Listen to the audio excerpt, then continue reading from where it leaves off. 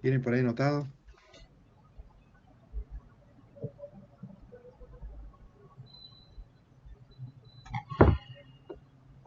Estamos viendo la Convención del Mar, ¿puede ser? ¿Algo de eso? Ahí lo estoy buscando. Sí, profe, pero estuvimos viendo el tema que pasó con Chile sobre el tratado Ah, y nada más que eso. hasta ahí llegamos, bueno. Sí.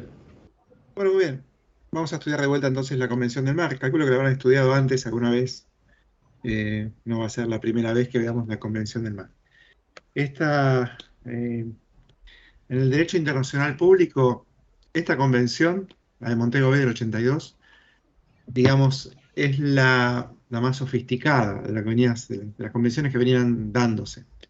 ¿Por qué digo esto? Porque acá hay un real acuerdo entre las partes y finalmente en el momento de donde se celebra ya la última reunión, firman muchos países, ¿no? Es muy aceptada por la gran cantidad de países. Bueno, el objeto de esta Convención del Mar es el determinar hasta dónde llega el alcance de la soberanía de los países proyectadas en el mar. Entonces, nosotros teníamos una ley interna, como muchos otros países, que decía que la soberanía de cada uno de esos países, como la Argentina, llegaba hasta cierto lugar, ¿no es cierto? Y eso no había un acuerdo internacional antes. Entonces, era de acuerdo a los usos y costumbres, lo que mejor entendían las naciones. Entonces, cada uno ponía lo que le parecía.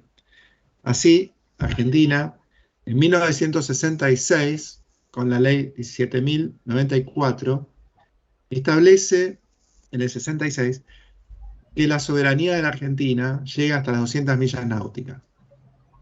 Y también había soberanía en la plataforma, en el lecho de su suelo marino, hasta los 200 metros de profundidad y hasta donde puede explotarse, hasta donde el recurso da para poder explotar. También, eso es, entonces no son los 200 metros, se puede, ¿cierto? De la plataforma continental.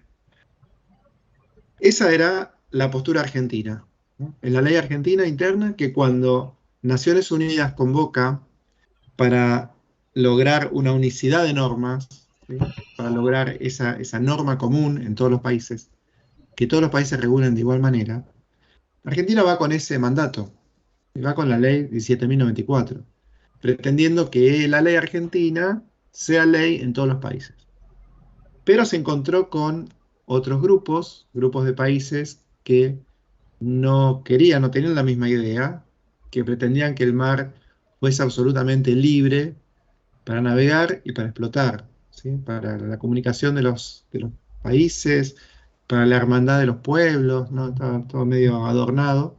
La cuestión es que ese grupo de países lo que pretendía en realidad era poder explotar el mar en su integridad, que no haya sectores marítimos cercanos a las costas, donde seguramente hay más recursos vitícolas, que esté reservado al país de la costa, ¿no? Entonces, esos países, ese grupo de países, que coincidía por ahí con los países que no tenían grandes proyecciones marítimas y que también coincidía con aquellos países que tenían grandes flotas, ¿sí? Eh, nada, pretendían eso, que el mar fuese absolutamente libre para todos.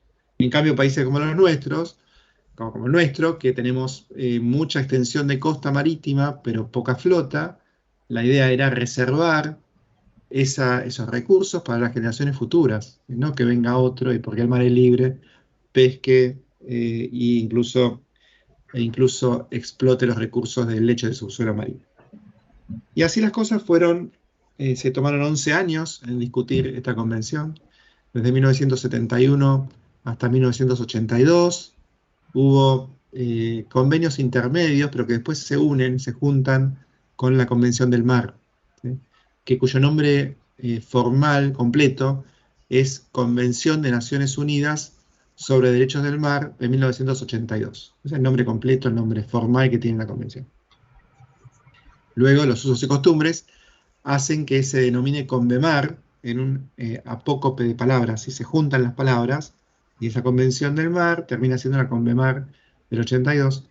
Y como ya habíamos hablado, otro de los nombres informales que adoptan las convenciones son el de la ciudad donde se firmó y el año. Por eso que también esta convención es la de Montego Bay de 1982. ¿Sí? ¿Algunos se acuerdan dónde queda Montego Bay? Montego Bay, ¿dónde será? No, pero yo desconozco. No, no, bueno. Es una ciudad que queda en Jamaica. En Jamaica. En realidad, todas las reuniones eran en Nueva York, pero en la última reunión, lo que iba a ser ya la firma de convenio, ya se había llegado a un acuerdo intermedio.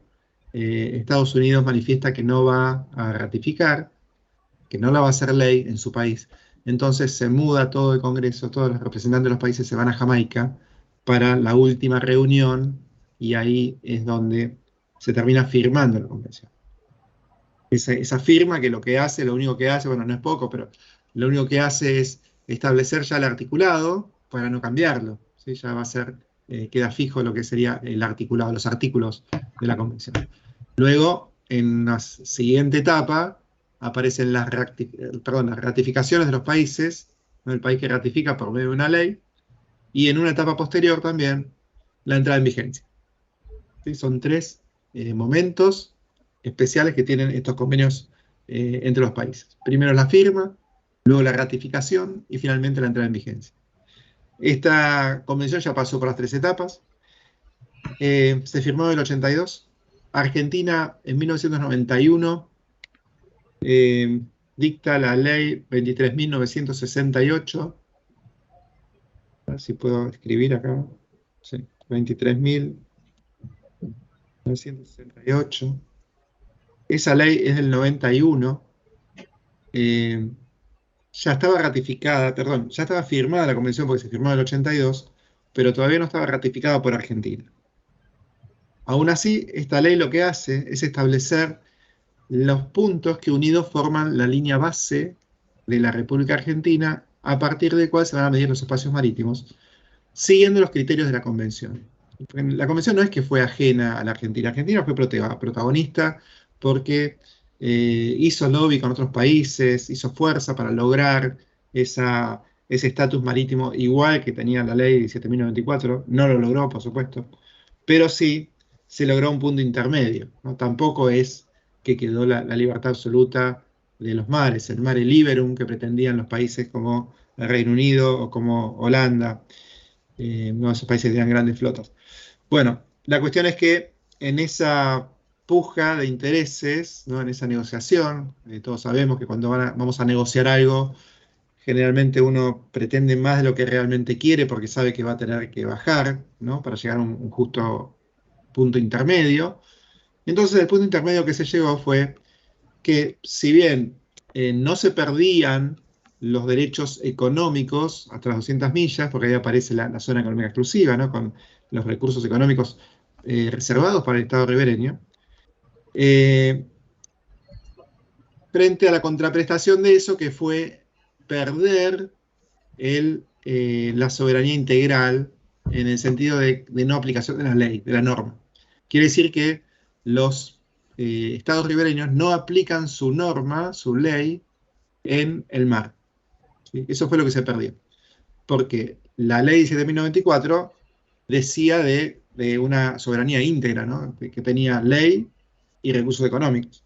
En cambio, después de la firma, y en acuerdo con los otros países que tenían otra idea, se llegó a ese intermedio que es que el Estado ribereño mantiene los derechos sobre los recursos económicos, pero no tiene aplicación de la ley, de su ley, a bordo de un buque de bandera extranjera que navega el mar, ¿sí? Cualquier parte del mar. Ese fue, digamos, el equilibrio. Bueno, luego tenemos la ley 24.534. Esperen que voy a chequear los números para no confundirlos. Estas leyes las pueden buscar en Infoley después.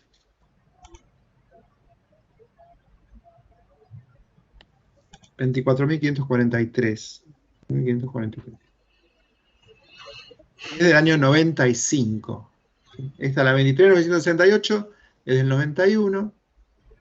y la 24.543 es del año 95, y lo que hace esta ley 24.543 es ratificar la convención, que es el momento en que ese convenio firmado internacional, que es ajeno al plexo normativo argentino, se incluye por medio de una ley.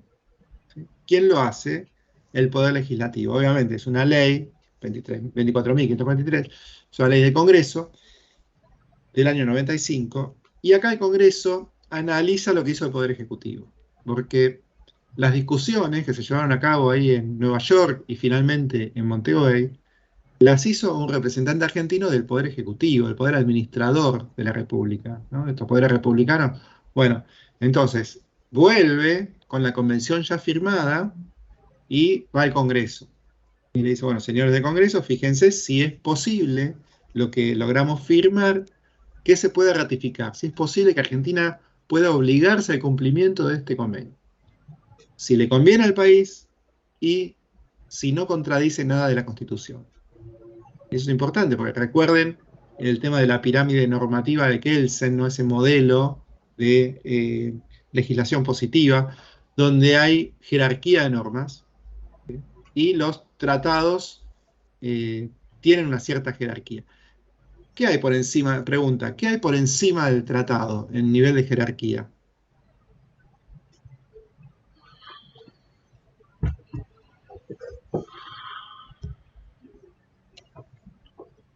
¿Qué vale más? ¿Una ley o un tratado internacional? ¿O un reglamento? ¿O la Constitución misma? Yo creo que la Constitución. Claro, La Constitución, sí. y por supuesto. En esa pirámide normativa, en esa pirámide de Kelsen, vienes, nació en Viena, Kelsen, por encima de todo está la Constitución. Entonces el Congreso, analizando lo que firmó este enviado del Poder Ejecutivo, viendo primero si conviene adherirse a esa convención, comprometerse a cumplir, ¿no? Obligatoriamente esa convención, analiza si está en contra de la Constitución o no. Porque la convención, como cualquier tratado internacional, tiene jerarquía infraconstitucional. Si esta Constitución de Naciones Unidas sobre Derechos del Mar contradice en algún artículo a la Constitución, no la puede ratificar, no puede sacar esta ley 24.543 incorporándola al plexo normativo argentino. Eso por un lado. Y por otro lado, entre los senadores en la Cámara Alta de Senadores, se va a analizar si conviene esta convención a los intereses de las provincias.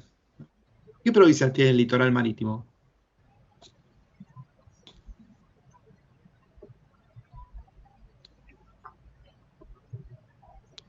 Santa Cruz, Chubut, todas las de abajo.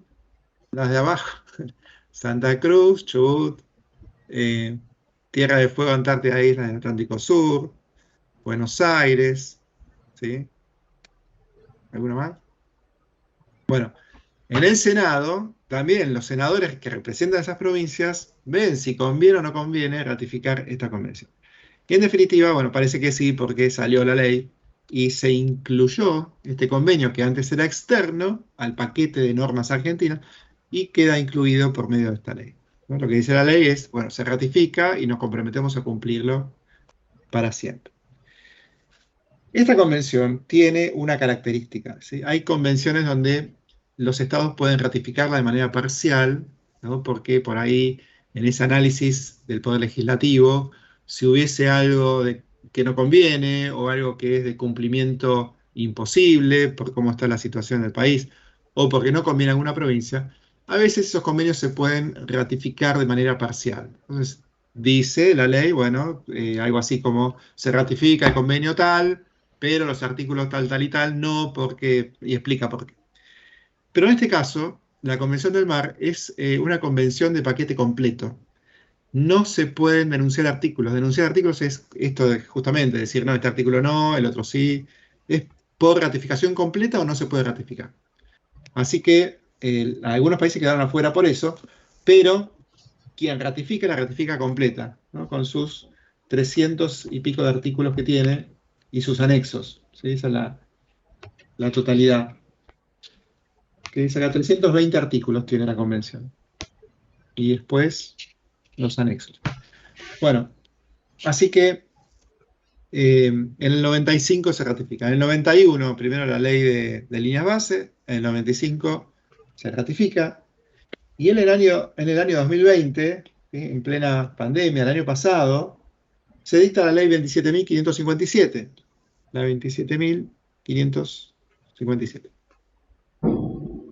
27.557 del año 20, del año pasado. ¿Sí? ¿Qué dice? Esta ley lo que hace es agregar, modificar la ley 23.968 de líneas base y le agrega otra línea imaginaria, que es la línea del límite exterior de la plataforma continental extendida, aclarando estas tres posiciones, estos tres grupos de puntos, que el primero tiene que ver con los puntos de frente a la provincia de Buenos Aires y frente a todas las provincias del norte, que no están cuestionados y que son aceptados por Naciones Unidas o por el resto de los países. Luego hay un segundo grupo de puntos que están, digamos, pretendidos por otro país, como es el caso de todos los puntos de exterior de plataforma continental extendida que corresponden a la proyección de Malvinas, las Islas del Atlántico Sur, ¿sí? Que dice que, bueno, como está en disputa con Gran Bretaña, Naciones Unidas lo único que dice es que están bien trazadas, pero no que corresponden a la plataforma argentina. Por supuesto que Argentina sí, en su ley dice que sí, ¿no es cierto? Pero aclara que Naciones Unidas no se expide respecto a eso. Y luego el tercer grupo de puntos es el que tiene que ver con la proyección de las plataformas que surgen del continente antártico. Entonces ahí también Naciones Unidas dice que están bien trazadas, pero que con respecto a la soberanía de esas plataformas, digamos, quedará dispuesto según el Tratado Antártico, ¿no? En un futuro, cuando se modifique el Tratado Antártico, que todavía no se llegó a ningún acuerdo con eso. Bueno, esa es la ley 27.557, que es del año pasado, del 2020. Bueno, hasta acá estamos con el recorrido normativo. Bueno, y vamos a ver cómo se regula, ¿no? Vamos a ver primero, lo que hace la convención es, primero, establecer un ámbito de aplicación. El ámbito de aplicación es el mar, solamente el mar. Quedan afuera otros espacios navegables, como por ejemplo los ríos y lagunas y bahías internas. Todo eso no es competencia, no regula la Convención del Mar, ¿sí? Siempre de la línea base, esa línea cercana a la costa, hacia el mar, hacia adentro del mar. Se establecen entonces algunos lugares, por ejemplo, por favor le pido que tomen nota, vamos a hacer un listado, ¿sí? Un listado de lugares. Primero vamos a poner las aguas interiores. Como número 1, aguas interiores. Como número 2 ponemos a este elemento que divide, ¿no es cierto?, que es la línea base o línea de base, línea base o línea de base. Después viene el mar territorial como primer espacio marítimo. El mar territorial, luego la zona contigua, luego la zona económica exclusiva,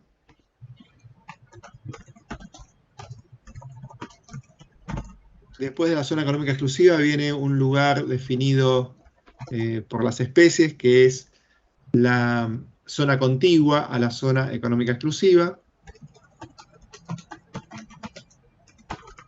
Y también a partir de esa zona económica exclusiva, alta mar. Alta mar. Quiere decir que esa zona contigua, la zona económica exclusiva, está incluida en alta mar, es parte de alta mar. Y en lo que respecta al lecho y subsuelo, tenemos dos lugares. La plataforma continental extendida, por un lado, y cuando finaliza esa plataforma continental extendida, vienen los fondos abisales.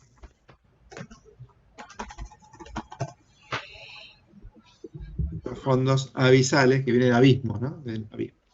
O fondos marinos, también se los denomina fondos marinos. Bueno, esos son todos los lugares que va a nombrar la Convención del Mar y va a establecer qué derechos tienen los estados ribereños en esos lugares. Vamos a empezar por el primero. Tenemos las aguas interiores. Las aguas interiores son aquellas delimitadas por la línea base. Son aguas internas, continentales, pero están delimitadas por la línea base, que es esa línea que está cercana a la costa. Ahora vamos a ver cuál es. Lo importante es que en las aguas interiores no se aplica la Convención del Mar. Nosotros podemos tener el río de la Plata, ¿sí? El río Paraná Las Palmas, río Paraná, el río Paraná Guazú, el mismo río Paraná, cualquier otro río, el Río Negro, en el sur. Todos esos ríos, esas aguas navegables que son muy importantes, no están reguladas por la Convención del Mar porque son aguas interiores. Con la excepción, bueno, con la aclaración de que el Río de la Plata no se comporta como aguas interiores porque es un río binacional, entonces hay un tratado específico para eso. Luego aparece esta definición de línea base o línea de base, ¿sí? Es una línea imaginaria de puntos que coinciden, esa línea coincide con la costa en el momento del promedio de las más bajas de las bajamares. ¿Sí? ¿Por qué? Pues si pone la costa es un lugar variable, ¿no es cierto? Sabemos que si hay pleamar, la costa está en un lugar, si hay bajamar, está en otro lugar. Entonces, para definir un criterio fijo, lo que hace es que los países dibujen su línea base en el momento en que, coincidente con la costa, en el momento de las más bajas de las bajamares, el promedio de las más bajas de las bajamares. Entonces, de ahí viene que una vez que se firmó ese criterio en el 82, en el 91 Argentina dicta esta ley 23.968, indicando cuál es esa línea, cuál es el promedio de la más baja de las bajamares y qué puntos unidos, ¿sí? Rectificando los accidentes pequeños de la costa, hacen esta línea, que es a partir del cual hasta donde llegan las aguas interiores y a partir de donde se miden los espacios marítimos que después va a definir. Con la salvedad de que existe una línea de base recta que es la posibilidad que tienen los estados de encerrar golfos y bahías cuando esa línea de base recta que une los cabos de un golfo y una bahía no tenga más de 24 millas de extensión. Entonces, de esa manera, el Estado ribereño puede rectificar su línea base, con estas líneas de base recta, encerrando golfos y bahías. Y si no, la otra, la que coincide con el promedio de las más bajas de las bajamares, se denomina línea de base normal. Entonces, hay dos tipos de línea de base. La línea de base normal y la línea de base recta. Bien. Frente a este criterio de línea de base recta, aparece una excepción por el cual la Convención admite que los países encierren también golfos y bahías que tengan más extensión que 24 millas de distancia, esa línea de base recta, sí puede probar que se trata de un golfo o una bahía histórica. Entonces ahí aparece, nosotros en Argentina tenemos golfos y bahías históricas declaradas en Naciones Unidas, por lo cual podemos encerrar como bahía histórica con una línea de base recta el Golfo de San Jorge, el Golfo de San Matías y el Río de la Plata. El Río de la Plata también consideramos que es una línea de base recta. Todo esto fue aprobado por Naciones Unidas. ¿Y por qué requiere aprobación? Porque esas líneas miden mucho más que 24 millas. La del Golfo de San Jorge mide como 110 millas de extensión y la del Río de la Plata también es 100 millas. Vamos a ver si puedo encontrar una imagen para graficarlo. No me quedó muy claro el concepto de línea base. Ahora, para que lo voy a buscar. Dejo una imagen para graficar. Por favor.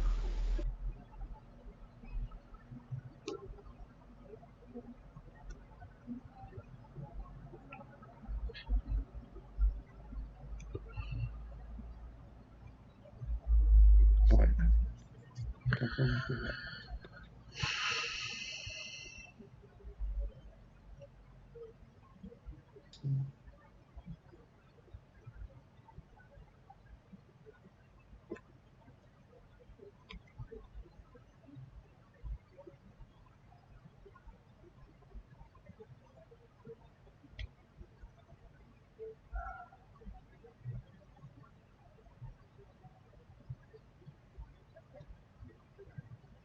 Bueno, primero explicamos esto, que es la línea de base recta. Esto no-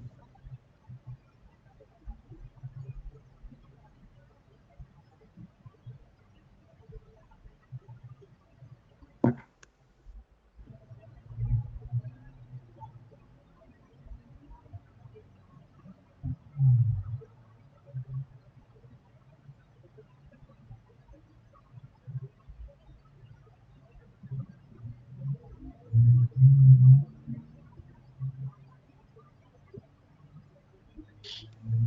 Bueno, esa línea de base es a partir de donde se van a medir los espacios marítimos y hasta donde llegan las aguas interiores. Acá tengo una imagen que la voy a compartir.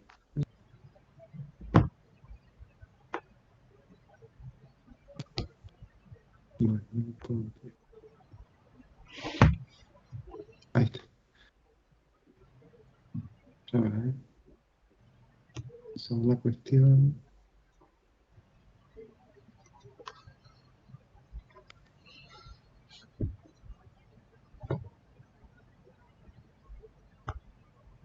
Bueno, díganme cuando empiecen a verlo. Ahí se ve. Ahí se ve, bueno.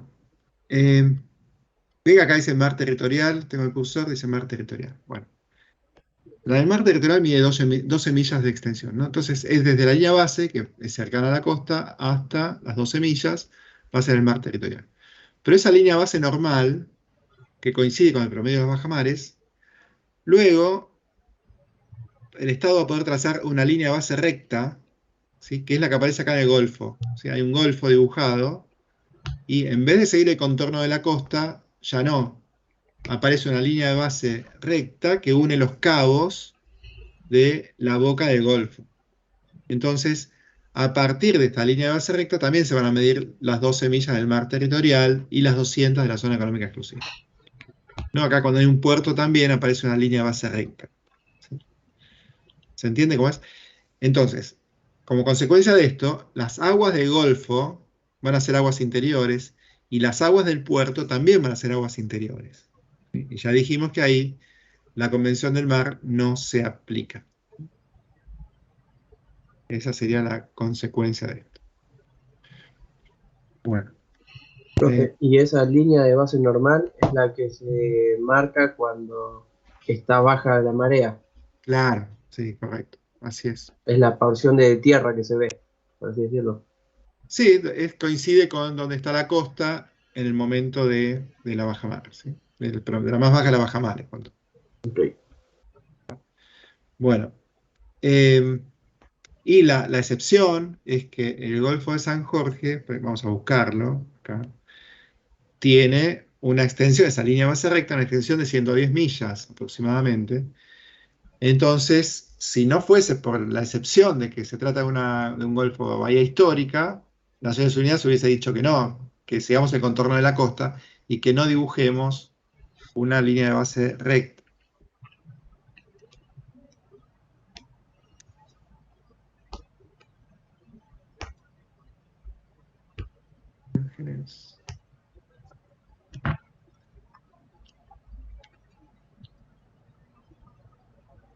Bueno, acá está, esperen que ahí comparto.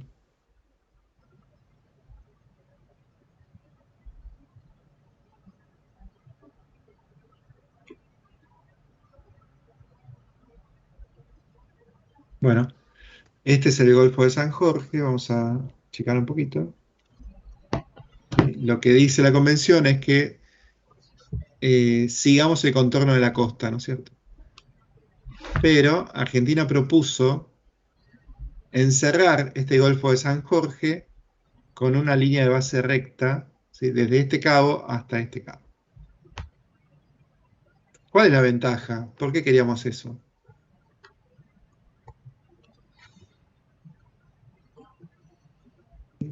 Frente a la otra opción es, en vez de que la línea de base recta encierre, coincida con el promedio de la más baja de las bajamares de la costa, ¿no? Sí, te escucho. Porque en ese caso nos estaría contando ese pedazo como millas náuticas alejadas de la costa. Claro, entiendo que quieres decir eso, sí. Pero fíjense que entonces, encerrando el Golfo de San Jorge, que es todo esto, en una línea de base recta, quedarían aguas interiores ¿no? Las del Golfo de San Jorge son aguas interiores. Y de no ser así, esta porción va a corresponder a una disminución también de los espacios marítimos. Porque no es lo mismo medir desde acá, desde donde dice Comodoro Rivadavia, que medir desde la línea base recta, ¿sí? Que está como también 80 millas más adentro del mar, ¿se entiende? Eso sería el beneficio que tiene la Argentina. Bueno, la cuestión es que fue aprobado por Naciones Unidas, acá también, ¿sí? Este es el Golfo San Matías también, está encerrado con una línea base recta.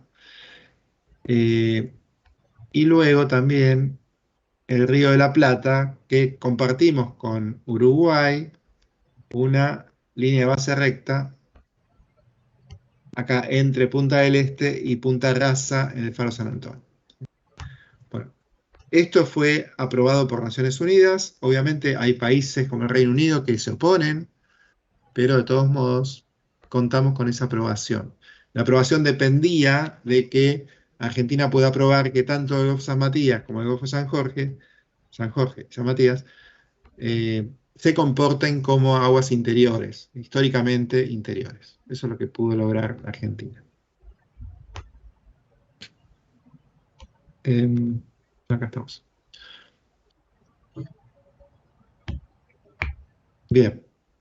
Ya tenemos entonces el concepto de línea base recta normal, recta por un lado, y línea base normal por otro, y para qué sirve. Cómo se traza y para qué sirve. Y recuerdo, es la ley 23.968, del 91.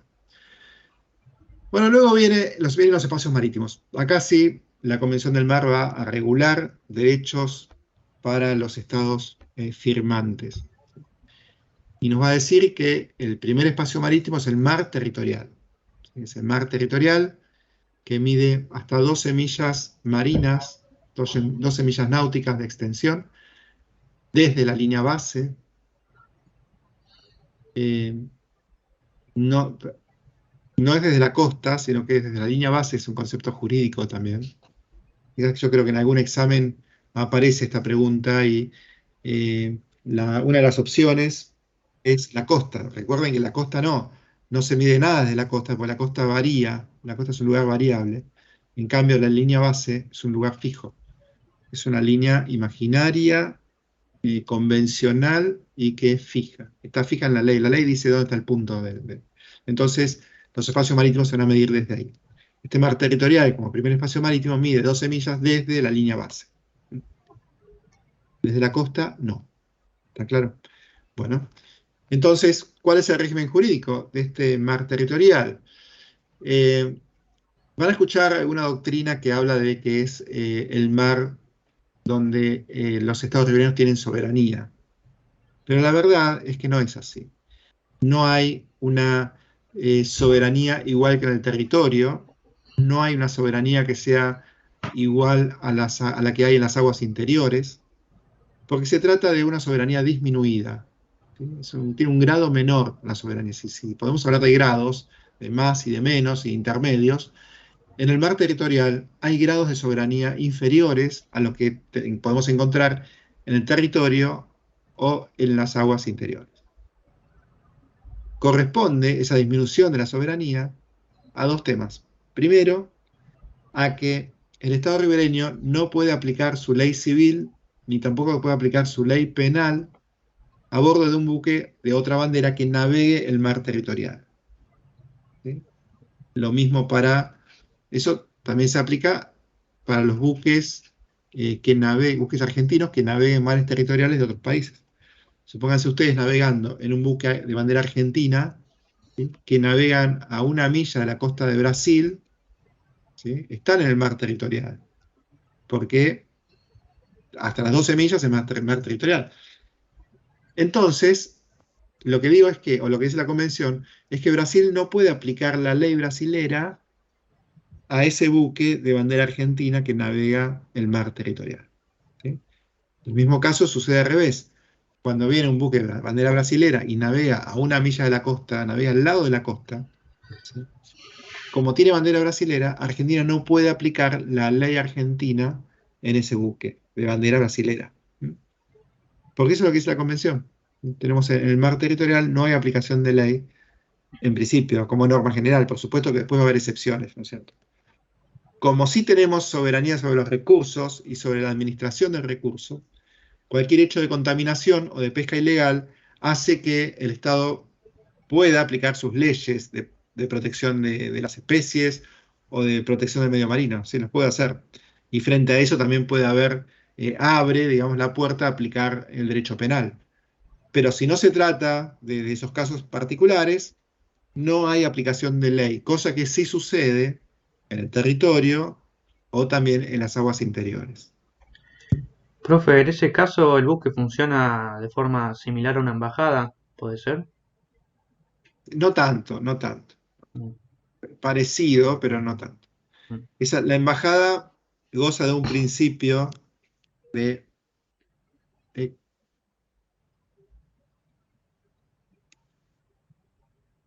Miren qué palabra tan extensa. La embajada y los consulados tienen ese principio de extraterritorialidad, ¿sí? Que son como enclaves, son países dentro de un país. Mm. Entonces, si tenés que ir a sacar la visa a la embajada de los Estados Unidos, acá en Capital, en el centro, en Palermo, cuando vos pasás la línea municipal de la calle, ¿no?, hacia la embajada, ahí sí estás en Estados Unidos, porque tiene el principio de extraterritorialidad. Pero los buques no. Los buques son vehículos que están matriculados en un país, pero no representan al país, no es el país mismo el buque, ¿sí? Porque no tiene el principio de extraterritorialidad.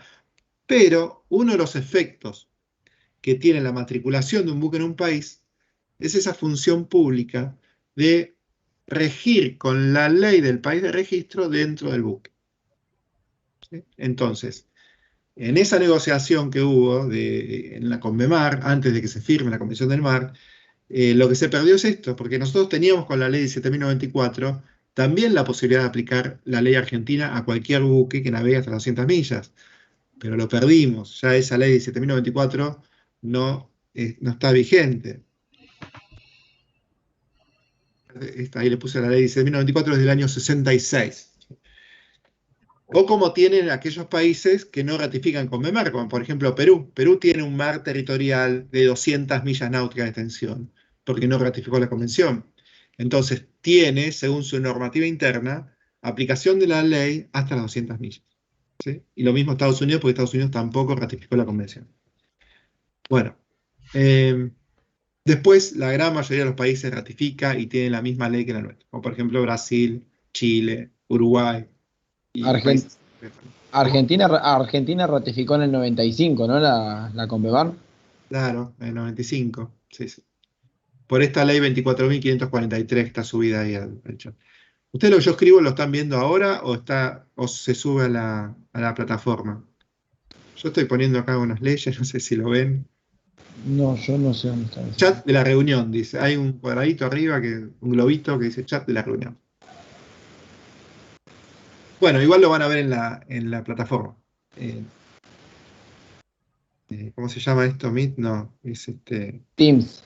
Teams. En Teams lo van a ver. Bueno, entonces, mar territorial, primer espacio marítimo, no hay soberanía plena, ¿sí? ¿Por qué no la hay? Porque si bien es el espacio marítimo donde más derechos tiene el Estado ribereño, no tiene los mismos derechos que en el territorio, ni tampoco que en las aguas interiores. Primero, por la cuestión de no aplicación de la ley.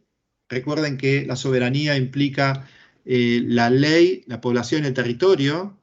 Esas tres partes tienen la soberanía. Bueno, en este caso, la ley no se puede aplicar, en principio general, ¿no? Por defecto. Sí por la excepción, pero no por defecto. Y después hay otro elemento que hace disminuir el grado de soberanía, que es el derecho de paso inocente, ininterrumpido, que los países ribereños tienen que respetarle a los buques de otra bandera. Es este elemento que se denomina derecho de paso inocente ininterrumpido. ¿Está bien? Cosa que en el territorio no existe eso y en las aguas interiores tampoco.